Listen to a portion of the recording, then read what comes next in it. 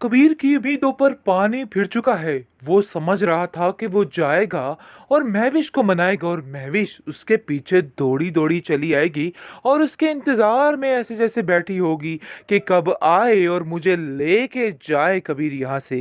लेकिन सारे अंदाजे उसके गलत साबित हो गए हैं। जैसे ही वो बात करता है इरसलान से और कहता है कि देखो, इन लोगों ने तो हमारा जीना महल कर रखा है।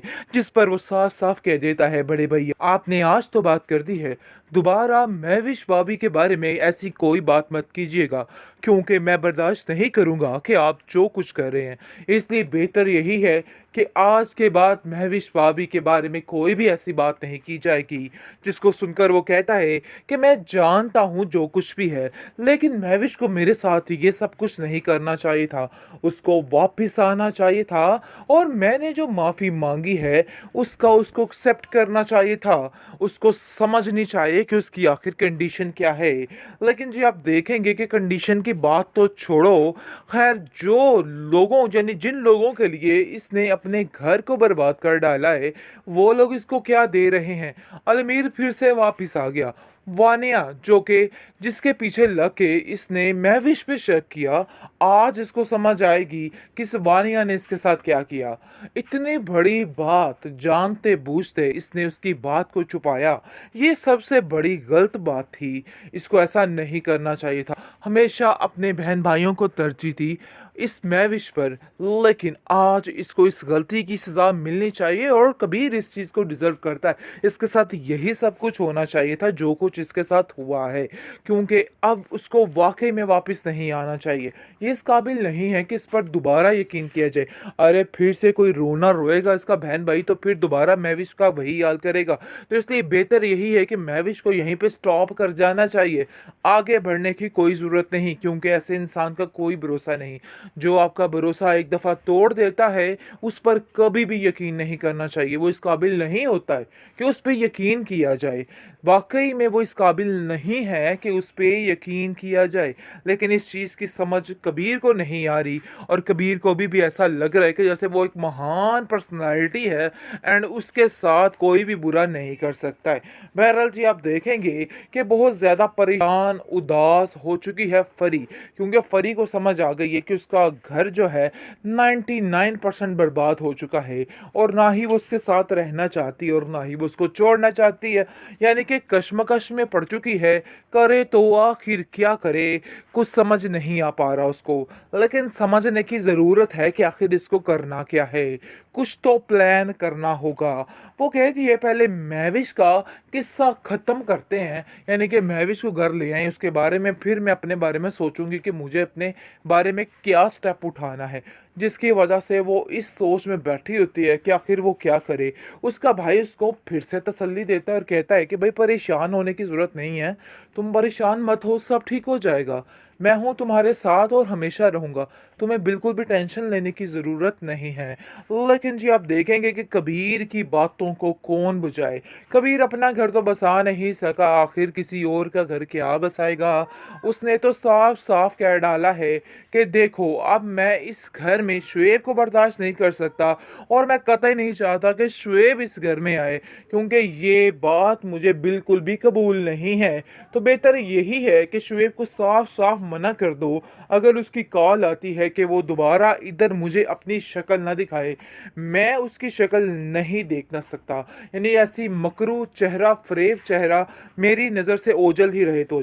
कबीर की उम्मीदों पर पानी फिर चुका है। वो समझ रहा था कि वो जाएगा और महविश को मनाएगा और महविश उसके पीछे दौड़ी दौड़ी चली आएगी और उसके इंतजार में ऐसे जैसे बैठी होगी कि कब आए और मुझे लेके जाए कबीर यहाँ से।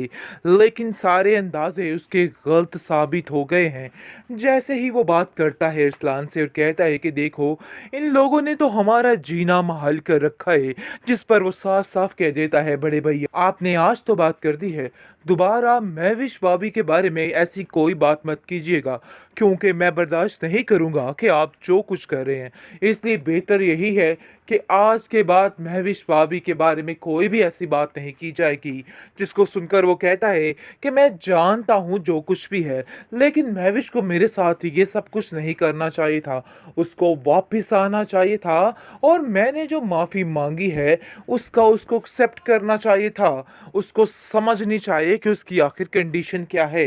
लेकिन जी आप देखेंगे कि कंडीशन की बात तो छोड़ो, खैर जो लोगों यानी जिन लोगों के लिए इसने अपने घर को बर्बाद कर डाला है, वो लोग इसको क्या दे रहे हैं। अलमीर फिर से वापस आ गया। वानिया जो कि जिसके पीछे लग के इसने महविश पे शक किया, आज इसको समझ आएगी कि इस वानिया ने इसके साथ क्या किया। इतनी बड़ी बात जानते बूझते इसने उसकी बात को छुपाया। ये सबसे बड़ी गलत बात थी। इसको ऐसा नहीं करना चाहिए था।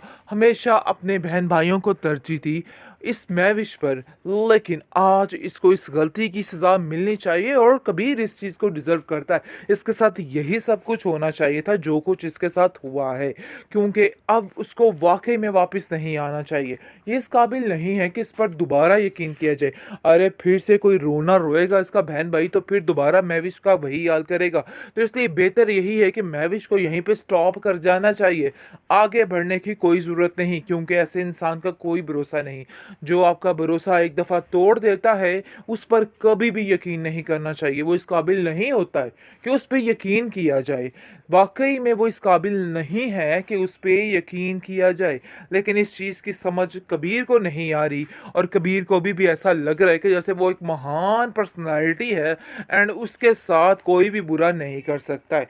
बहरहाल जी आप देखेंगे कि बहुत ज़्यादा परेशान, उदास हो चुकी है परी, क्योंकि परी को समझ आ गई है कि उसका घर जो है 99% बर्बाद हो चुका है और ना ही वो उसके साथ रहना चाहती है और ना ही वो उसको छोड़ना चाहती है। यानी कि कश्मकश में पड़ चुकी है, करे तो आखिर क्या करे, कुछ समझ नहीं आ पा रहा उसको। लेकिन समझने की ज़रूरत है कि आखिर इसको करना क्या है, कुछ तो प्लान करना होगा। वो कहती है पहले महविश का किस्सा ख़त्म करते हैं, यानी कि महविश को घर ले आएँ, उसके बारे में फिर मैं अपने बारे में सोचूंगी कि मुझे अपने बारे में क्या स्टेप उठाना है। जिसकी वजह से वो इस सोच में बैठी होती है कि आखिर वो क्या करे। उसका भाई उसको फिर से तसल्ली देता है और कहता है कि भाई परेशान होने की ज़रूरत नहीं है, तुम परेशान मत हो, सब ठीक हो जाएगा। मैं हूँ तुम्हारे साथ और हमेशा रहूँगा, तुम्हें बिल्कुल भी टेंशन लेने की ज़रूरत नहीं है। लेकिन जी आप देखेंगे कि कबीर की बातों को कौन बुझाए। कबीर अपना घर तो बसा नहीं सका, आखिर किसी और का घर क्या बसाएगा। उसने तो साफ साफ कह डाला है कि देखो अब मैं इस घर में शुएब को बर्दाश्त नहीं कर सकता और मैं कतई नहीं चाहता कि शुएब इस घर में आए, क्योंकि ये बात मुझे बिल्कुल भी कबूल नहीं है। तो बेहतर यही है कि शुएब को साफ साफ मना कर दो। अगर उसकी कॉल आती है कि वो दोबारा इधर मुझे अपनी शक्ल ना दिखाए, मैं उसकी शक्ल नहीं देखना सकता।